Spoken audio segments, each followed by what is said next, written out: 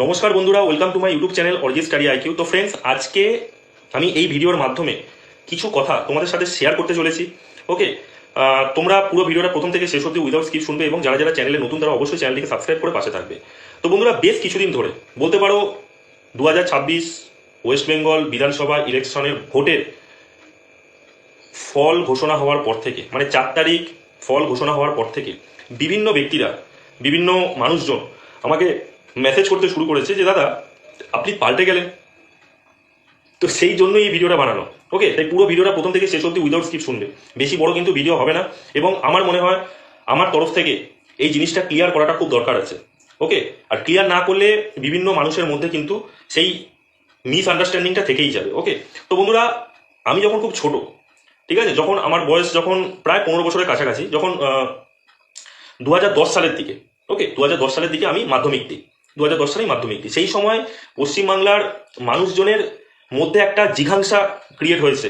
ঠিক আছে, বাম সরকারের প্রতি, 34 বছরের বাম সরকারের পতনের ঘন্টা তো অনেকদিন আগেই বেজে গিয়েছিল, কিন্তু সেই সময় কিন্তু মানুষের মধ্যে জিঘাংসা, মানুষের মধ্যে রাগ বেড়ে উঠছিল।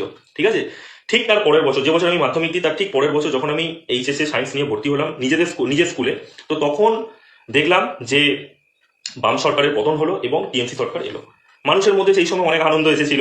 ঠিক আছে, যেমনটা এখন হচ্ছে 2026-এ পরিবর্তন যখন এসেছে, মানুষের মধ্যে ঠিক এইরকমই আনন্দটা এসেছিল।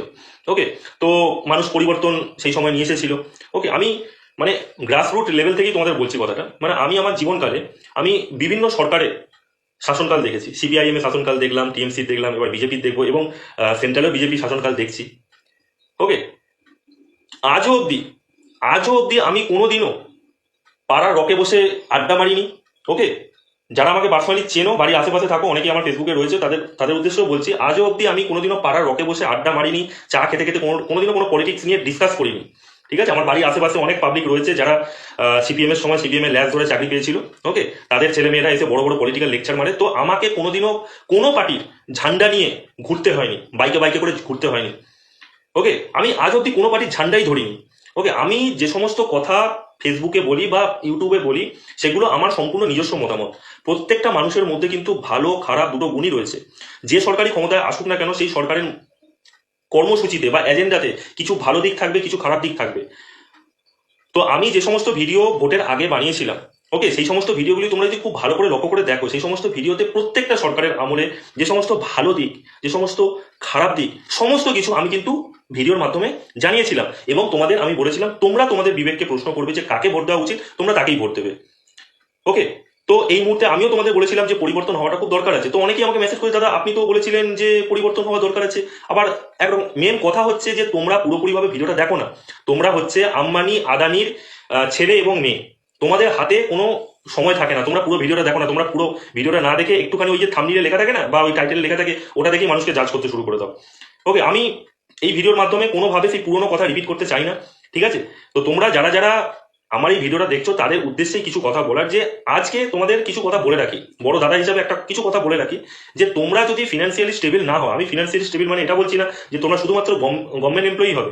তোমরা প্রাইভেটেও কাজ করতে পারো বা পাবলিক সেক্টরেও কাজ করতে পারো বা গভর্নমেন্ট এমপ্লয়ি হতে পারো, সেন্ট্রাল গভর্নমেন্ট হতে পারে, স্টেট গভর্নমেন্টের, আর যে কোনো চাকরি তোমরা যদি করো, তোমরা যদি ফিনান্সিয়ালি স্টেবল না হও বা তোমার ফ্যামিলি স্টেবিলিটি যদি না থাকে, ওকে, তুমি যে কোনো পার্টি ঝান্ডা ধরে ঘুরলে তুমি কোনোদিনও সেই সুবিধা পাবে না। হ্যাঁ, এবার যদি তুমি নিজেকে পাড়ার ডন মনে করতে চাও, ঠিক আছে, তুমি হয়তো ঝুন্ড বানিয়ে ঘুরতে চাও যে আমি পাড়ার মধ্যে থাকবো, আমার কথা মানুষজন শুনবে, কিছু সময়ের জন্য আমি 10-15 জন 20 জনের একটা গ্রুপ বানিয়ে নিলাম যেখানে আমাকে কেউ কিছু বলতে পারবে না। বাট তুমি যদি সেই রকম চিন্তাধারা নিয়ে যদি তুমি চলো, তা ইটস ওকে, তুমি যে কোনো পার্টির ঝান্ডা ধরো, যে নতুন সরকার এসেছে তার ঝান্ডা ধরো, আবার কদিন পরে দেখবে সরকার চেঞ্জ হবে, মানে সরকার তো চেঞ্জ হবেই, সময়ের সাথে সাথে সরকার চেঞ্জ হবে। ঠিক আছে, যেমন সুখ দুঃখ যেমন পর্যায়ক্রমে চলতে থাকে, তেমনি সরকার আসবে যাবে, কিন্তু এই যে মানুষের মধ্যে যে ভেদাভেদ সৃষ্টি হচ্ছে, দ্বন্দ্ব সৃষ্টি হচ্ছে, এইটা কিন্তু মানুষ মনে রেখে দেবে। ওকে, বাট তুমি যদি এই মুহূর্তে মনে করো যে আমি মানে গ্রুপ বানিয়ে নিয়ে নিজের প্রতিপত্তি, নিজের মানে নিজের পাওয়ার দেখাতে চাইবো, তুমি কিন্তু কোনোভাবেই পেরে উঠবে না। কারণ তোমরা নিজেরাই দেখেছো যে টিএমসি সরকার এতদিন ধরে ক্ষমতায় ছিল, তারাও কিন্তু বিভিন্ন রকম গ্রুপবাজি করেছে, কিন্তু আজ যখন এই সরকার ভেঙে গিয়েছে, এই দলেরই কিছু পাবলিক রাতারাতি রং বদল করে নিয়েছে এবং তারা কিন্তু গেরুয়া শিবিরে জয়েন করেছে। মানুষ পরিবর্তনশীল ভাই।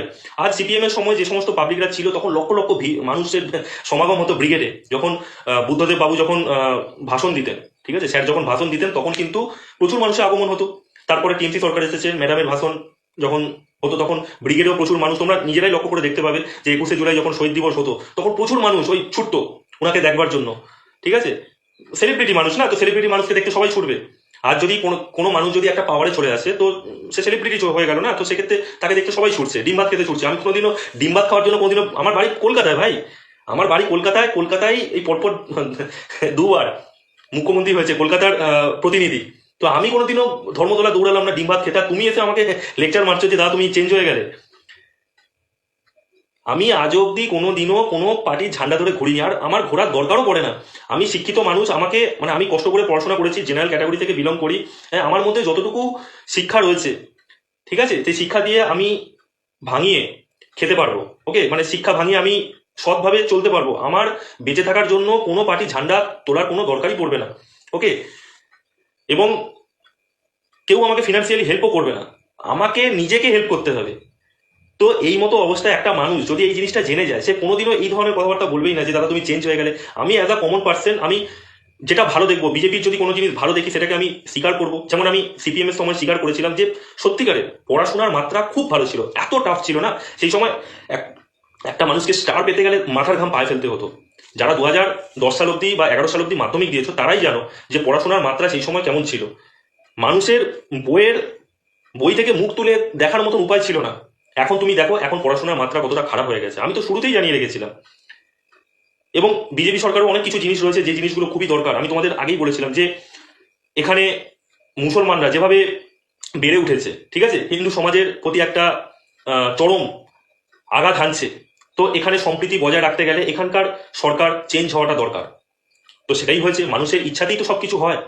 আজ তুমি যদি মানুষের ঊর্ধ্বে চলে যায়, সরকার যদি কখনো মানুষের ঊর্ধ্বে চলে যায়, অনেক মানে তার ক্ষমতার অপপ্রয়োগ করতে শুরু করে, অপশাসন তৈরি হয় এবং সে তার প্রত্যেকটা কথায় অহংকার প্রকাশ করতে থাকে, মানুষের প্রতি কোনো শ্রদ্ধা থাকে না, মানুষের প্রতি কোনো ভালোবাসা থাকে না, রেসপেক্ট থাকে না, তো অবভিয়াসলি সরকারকে সেখান থেকে ডিট্রন করতে মানুষের বেশি সময় লাগবে না।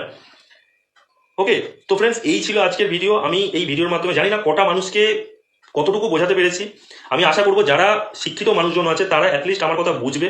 ওকে, আর এই ধরনের কমেন্ট করবে না। আর যদি তুমি কমেন্ট করেও রাখো, it doesn't matter to me, কারণ তুমি কমেন্ট করবে, আমি কোনো রকম কোনো রিপ্লাই দেবো না। ওকে, কারণ এই ধরনের কোনো মানে কি বলবো, কমেন্টের কোনো রিপ্লাই হয় না। তুমি যদি সঠিক শিক্ষিত হও, তুমি যদি তোমার মধ্যে যদি ভালো মন্দ বোঝার যদি ক্ষমতা থাকে, তুমি যে জিনিসটা ভালো সেই জিনিসটাকে তুমি পিক আপ করবে, যে জিনিসটা খারাপ সেই জিনিসটাকে তুমি পিক আপ করবে না। ওকে, আজ আমরা ওয়েস্টার্ন কালচার করছি, তো ওয়েস্টার্ন কালচারের মধ্যে অনেক কিছু জিনিস রয়েছে যেগুলো মানে আমাদের অ্যাকসেপ্ট করলে আমাদের সোসাইটি ভালো হবে, আমাদের লাইফস্টাইল ভালো হবে, আমাদের মানে কি বলবো, আমাদের ওয়ে অফ থিঙ্কিং উন্নত হবে, আমাদের ওয়ে অফ লাইভলিহুড সেটা উন্নত হবে। সেটা আমাদের নিতে হবে না, অ্যাকসেপ্ট করতে হবে। আজ টিএমসি সরকারের আমলে এই যে শিক্ষা ব্যবস্থাটা ভেঙে পড়েছে, এই যে মানে কি বলবো এডুকেশন সিস্টেমের যে এরকম মানে হচ্ছে ডিকে হয়েছে, ঠিক আছে, তো সেইটা আমাদের বুঝতে হবে। সেখান থেকে আমাদের বুঝতে হবে যে এখানে ছেলে মেয়েদের শিক্ষা ব্যবস্থাটাকেই প্রথমে ভেঙে দেওয়া হয়েছে। 9-10-এর যে শিক্ষা ব্যবস্থা, যে 9-10 দুটো মিলিয়ে যে মাধ্যমিক হতো সেটাকে ভেঙে দেওয়া হয়েছে। 800 নম্বরে মাধ্যমিক হতো সেখানে 700 নম্বরে হয়েছে। 8 ক্লাস অব্দি পাস ফেলকে তুলে দেওয়া হয়েছে। এই জিনিসগুলো আমাদেরকে বুঝতে হবে, সেই জন্যই আজ নতুন সরকার এসেছে। এখানে কি কোনো পার্টি আমাকে হেল্প করে না বা কোনো পার্টি আমাকে দেখবে না, এখানে নিজেকে তুলতে হবে। বাট তুমি যদি এরকম বলতে থাকো যে দাদা আপনি চেঞ্জ হয়ে গেলেন, তো কিছুদিন পরে যারা এখন এখন মানে কি বলবো বিজেপির পতাকা নিয়ে ঘুরে বেড়াচ্ছে বা জয় শ্রীরাম করছে, ধরে না আজ থেকে 10 বছর 15 বছর পরে যদি সরকার চেঞ্জ হয়ে যায়, তো তারা কি তারা বিজেপি থেকে অন্য পার্টিতে যাবে না? ভাবতে হবে।